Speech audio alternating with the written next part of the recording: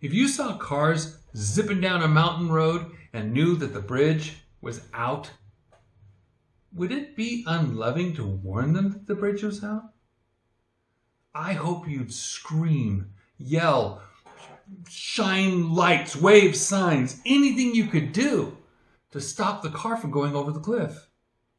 What if you knew that thousands of people could be saved from death if they got a certain remedy, and you had that remedy? Would you sit on your hands and let them perish? I can't.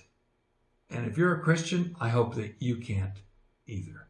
Hi, I'm David Daniels from Chick Publications. I am continually convicted by the words of famous entertainer and atheist Penn Jillette. Quote, "If you believe that there's a heaven and a hell, and people could be going to hell or not getting eternal life or whatever, and you think that, well, it's not really worth telling them this because it would make it socially awkward," and atheists who think that people shouldn't proselytize, just leave me alone, keep your religion to yourself. How much do you have to hate somebody to believe that everlasting life is possible and not to tell them that? Remember, he's an atheist. The truth is that millions, even billions of people are headed straight to hell. And the Bible and the four Gospels hold the key for forgiveness and eternal life. But Christians have sat on their hands for years and not opened their mouths or passed out gospel tracts. And now, even the right to speak or even to warn could be taken away from us. Do you think that's far-fetched? Let me tell you about something that's happening right now. Recently, a Sri Lankan woman who did not want to be identified claimed that someone put the Chick Gospel tract, Men of Peace, into her mailbox. Police are now seeking to find and prosecute that person.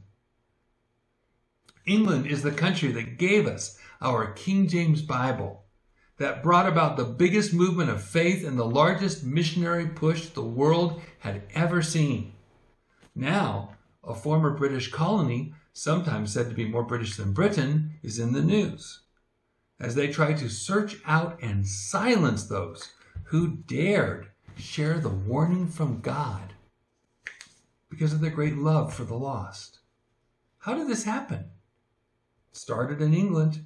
They are so preoccupied with political correctness that if you speak your heart or even read the scriptures and someone gets offended, they can call the police and you can get arrested or lose your job. And now that has spread to New Zealand. It could be here in the USA next. If someone doesn't like what you say, should they be able to silence you or to punish you? Jesus said the gospel would bring division. But that's what warning people does. People have to decide whether to heed the warning or not. Does the fact that some might feel offended mean it should be illegal to warn them? But that's exactly what happens when Christians hold their silence so long that they become a tiny minority in a country. They become small enough to silence, then squash. Do you want to be able to warn your loved ones so that they can be saved from an eternity of darkness by faith in the shed blood of God's only begotten Son? There is a simple principle regarding the freedom to share the gospel. Use it or lose it. God bless you and have a wonderful day.